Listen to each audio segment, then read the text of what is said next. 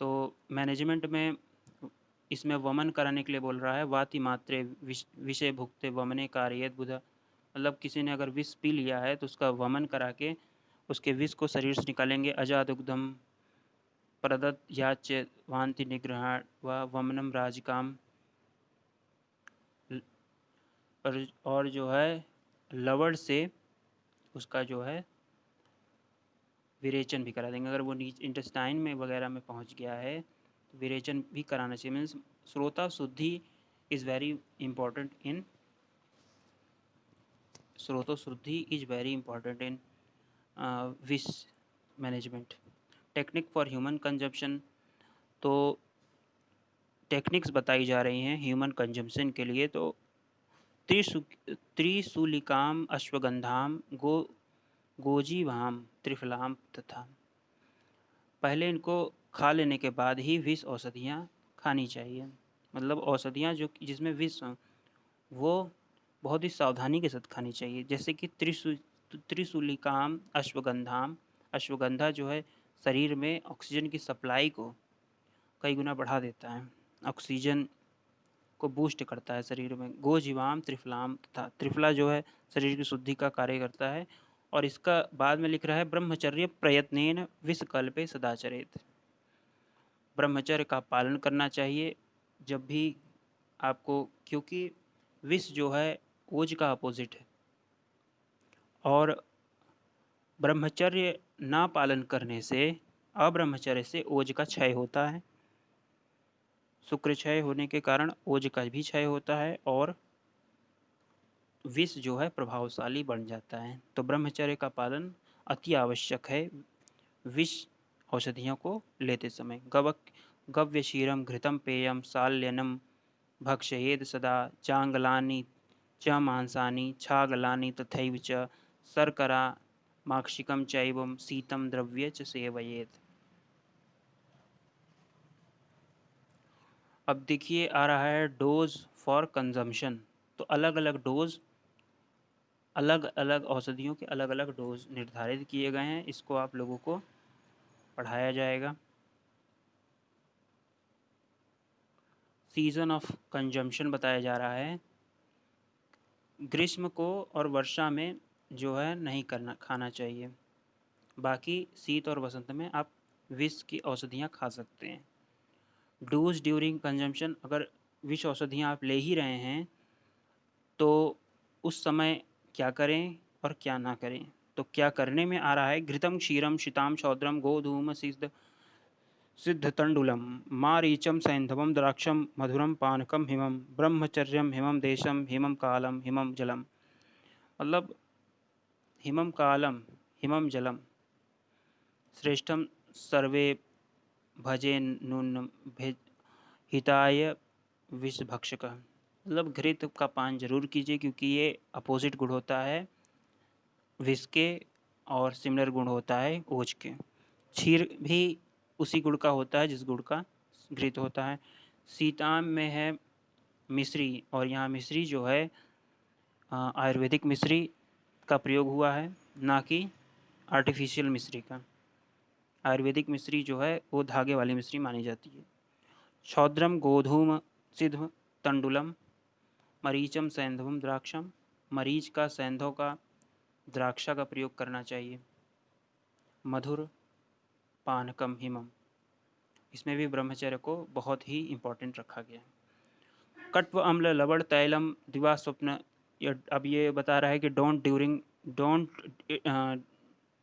Don'ts during consumption, क्या क्या ना करें कंजम्पशन के दौरान। तो कट्व अम्ल लवण तैलम दिवा स्वप्नान पालनात्, दिवा स्वप्नान पान, मतलब दिवा स्वप्न ना करें। कटु अम्ल लवण का सेवन भी ना करें। वर्जयेद अधिकारम नापनोति मृत्योत भयम। इन सब का जो है कटु अम्ल लवण और दिवा स्वप्न का जो है त्याग कीजिए ड्यूरिंग विषैले औषधियों का जब सेवन करते हैं तो। वर्जनीय विषाणी, वर्जनीय विषाणी, तो इसमें ऐसे विष का सेवन बताया गया है जो वर्जनीय है। तो कालकूटम मेष श्रृंगी हलाहलश्च दार्दुरम कर्कटम मर्कटम ग्रंथि हारिद्रम रक्तशृंखकम केसरम दशमें मंचेति वर्जनीय भिषग्वरै चित्रम उत्पलम कंदाभम सुपिष्टम सक्तु सक्तुवद भवेत् सक्तुकंतु विजानीयात् दधिर्य वेगम महोलवड़म। इसमें बताया गया था कि वर्जनीय, ये सब जो है वर्जनीय विषाणी हैं। फार्माकोलॉजिकल एंड थेराप्यूटिक्स, इसके बारे में बता रहा है कि विष को फार्माकोलॉजिकल एक्शन के लिए और थेराप्यूटिक्स में भी इस्तेमाल किया जा सकता है। वत्सनाभम कटु स्वेदयम तिक्तम मूत्र एलवम च आग्नेयम वेदग्नम च साधनम शूलनाशनम। अब इम्पोर्टेंस ऑफ शोधन बताया जा रहा है। The poisonous plants reported in ancient scriptures of Ayurveda are being still practice. जो शोधन कर्म है ये संस्कार नाम से भी आयुर्वेद चरक संहिता में कहा गया है। दंती को जब शोधन किया गया तो उसे संस्कार नाम दिया गया। और संस्कार को आयुर्वेद में कहा जाता है संस्कारो ही गुणांतर्धानम, संस्कार से ही गुण का अंतर्धान हो जाता है। आयुर्वेदिक फिजिशियंस और जो है कि इन विषैले पौधों को लेकर, विषैले औषधियों को लेकर आयुर्वेदिक जो वैद्य रहे हैं पुराने और जो रिसर्चर रहे हैं, वैज्ञानिक रहे हैं, उन्होंने इसको पूर्णतः जो है अमृत में कन्वर्ट कर दिया। विष को भी अमृत में कन्वर्ट करने की क्षमता जो थी हमारे प्राचीन वैद्यों की थी, और उसी परंपरा को आज हम लोग आगे बढ़ा रहे हैं। इस शास्त्र को पढ़कर आगे बढ़ाने का कार्य कर रहे हैं। जैसे भल्लातक रसायन की बात करें तो भल्लातक जो है एक विषैला वृक्ष है, परंतु जो हमारे वैद्य हैं इन्हें इसे रस वैद्य या विष वैद्य कहें, ये इसे कन्वर्ट करके रसायन के रूप में कन्वर्ट कर देते हैं और इसका नाम है भल्लातक रसायन। ये हमारे ओज की वृद्धि करके हमारे सप्त धातुओं को पूर्ण करने में समर्थ है। अब आ रहा है AFI में वत्सनाभ के क्या कौन कौन से योग हैं। तो महाविषगर्भ तैल, लघु विषगर्भ तैल, व्रण रक्षक तैल, अग्नितुंडी वटी,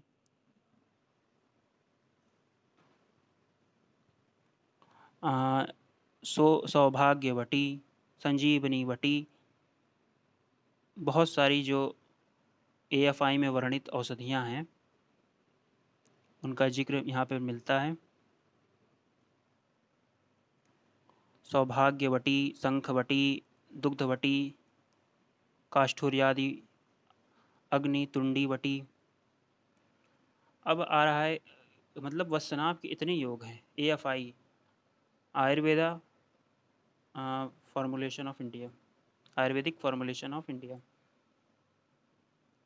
A विष द्रव्य poisonous substance. In spite of their fatal effect, many vish dravyas are used as medicine. Many of the poisonous plants as well as rasasodi which are reported for their toxic nature, they are used. जो toxic substance थे उनको भी वैद्य जो है अमृत के समान बनाने में समर्थ हैं। लेकिन वो वैद्य जो है शास्त्रीय विधियों द्वारा बनाया जाना चाहिए। वो जो औषधियाँ हैं वो शास्त्रीय विधि द्वारा ही बनाई जानी चाहिए। अगर उसमें थोड़ी सी भी गड़बड़ी आ गई तो जो है अर्थ का अनर्थ हो सकता है, क्योंकि ये विष से निर्मित औषधियाँ होती हैं।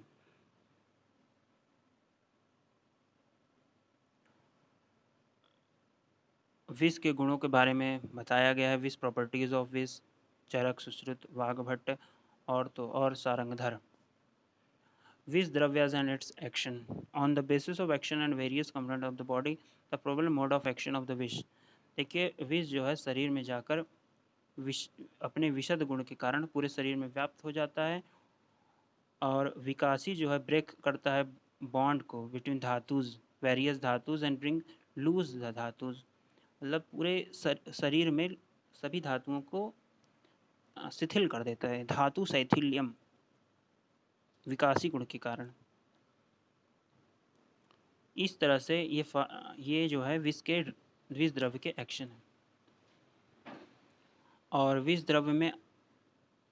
द्रव्य में कौन से गुण की प्रधानता है, जैसे वात की है, पित्त की है, कफ की है। इन गुणों से भी वो हमारे शरीर में क्षोभ उत्पन्न करता है। जैसे कुछ विष हैं वो पित्त प्रधान होते हैं, विष जनरली पित्त प्रधान होते हैं, कुछ विष वात प्रधान भी हो सकते हैं, और कुछ कफज विष भी हो सकते हैं। उनके मतलब कि उनके कफज क्लासिफिकेशन नहीं है, लेकिन उनके जो बॉडी पर प्रभाव को देखते हुए इसको मैंने बता रहा है। तो विष और मद्य में क्या अंतर है?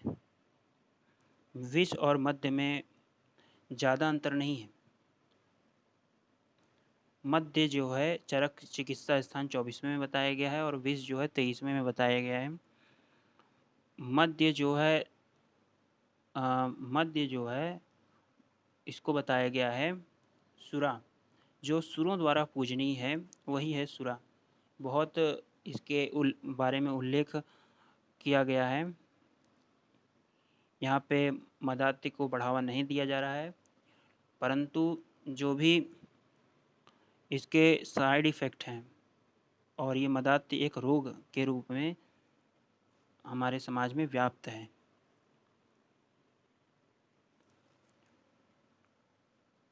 इसके बाद अब आ रहा है ट्रीटमेंट प्रिंसिपल ऑफ विष। तो ट्रीटमेंट प्रिंसिपल ऑफ विष जो है ये अलग नहीं है हर जगह से। जैसे कि दैव व्यपाश्रय, युक्ति व्यपाश्रय, सत्पावजय, इन्हीं सब यूज से उसका ट्रीटमेंट किया जाता है, ट्रीटमेंट प्रिंसिपल ऑफ विष। और इसमें घृत का उल्लेख सबसे ज़्यादा मिलता है। एक आ रहा है दैव व्यपाश्रय चिकित्सा में बात आती है कि मंत्र अरिष्टो उत्कर्तन। तो मंत्र जो है विष चिकित्सा का सर्वप्रथम सबसे पहला उपक्रम बताया है चरकाचार्य ने। तो हमारे प्राचीन पद्धति में मंत्रों की बहुत अधिक शक्ति थी। सिर्फ कुछ वचनों को ही कहकर, मंत्र को बोलकर कुछ वैद्य जो है इस कला को परिपूर्ण थे, इस कला से को जानते थे, मंत्र से ही विष की चिकित्सा कर दिया करते थे। और एक आ रहा है मानस चिकित्सा के लिए, दूसरा है आश्वासन। तो आज भी जब सर्प विष हो जाता है तो हमें आश्वासन चिकित्सा का सहारा लेना ही पड़ता है। जैसे कि आपको जो सर्प ने काटा है वो जहरीला नहीं है, ऐसा पेशेंट को अगर आप बताएंगे और उसे ढांढस बताएंगे तो वो ज़रूर उस विष संकट से बाहर निकलने की क्षमता से भर जाएगा, वरना वो जो है डर कर ही मर जाएगा। विष के प्रभाव से नहीं, डर से मर जाएगा, हार्ट फेल हो जाएगा उसका। और औषधियों में घृत का बहुत ही ज़्यादा रोल है, क्योंकि घृत जो है पित्त शामक में सर्वश्रेष्ठ है, और विष जो है पित्त प्रकृति का अधिकतम मात्रा में पित्त प्रकृति से ही रिलेटेड होता है, पित्तज होती है विष। और जो भी घृत है वो धातुओं और भी बहुत सारी इसमें औषधियाँ डलती हैं, जैसे सीरीज हो गया, अर्जुन हो गया, सब डल के बहुत एक अच्छा योग बनता है, उसको कहते हैं अगध।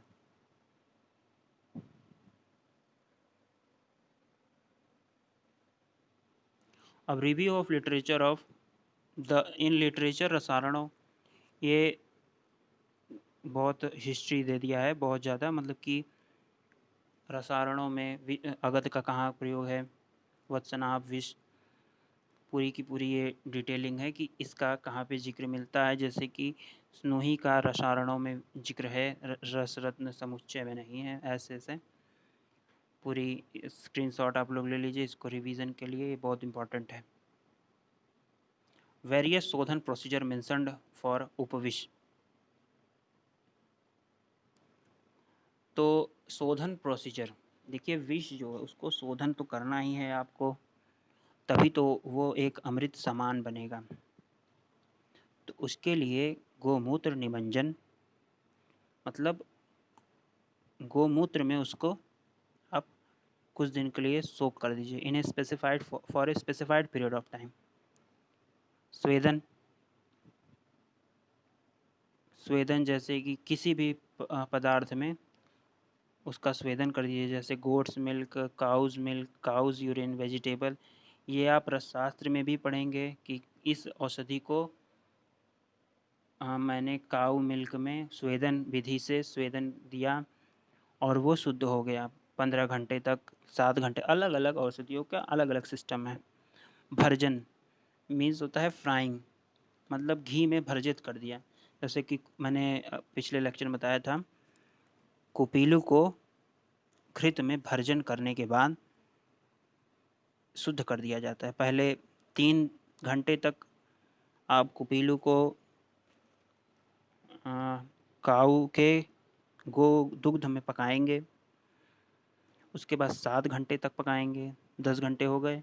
उसके बाद आप घृत में भर्जन करेंगे उसका, तब वो उसके विषाक्त पदार्थ घृत और दुग्ध के सम्मिश्रण से वो शांत हो जाते हैं और वो एक प्रकार का औषधि बन जाता है। उसके बाद है निस्नेहन, रिड्यूसिंग ऑयल कंटेंट, भावना, मैक्सरेशन, ट्राइचुरेशन। जैसे कई कई द्रव्य हैं, उनका हम अगर मैसरेशन और ट्राइचुरेशन कर दें,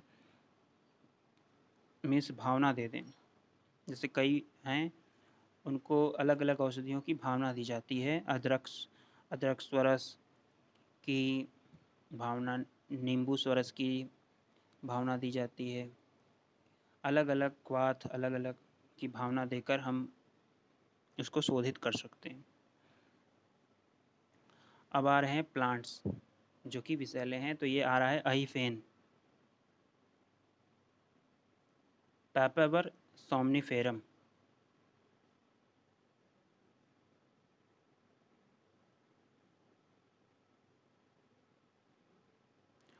अहिफेन को पैपावर सोमनिफेरम कहते हैं। यहाँ पे इसका खेती दिखाई जा रही है और ये इसका पॉपी है, इसके में कट लगाया गया है जिससे वो चीर निकल रहा है। इसकी खेती को सबको अलाउ नहीं है, लाइसेंस के द्वारा ही इसकी खेती की जा सकती है और इसके जो छीर हैं इसी का इस्तेमाल किया जाता है। पैपावर सोमनिफेरम के बारे में कहा गया है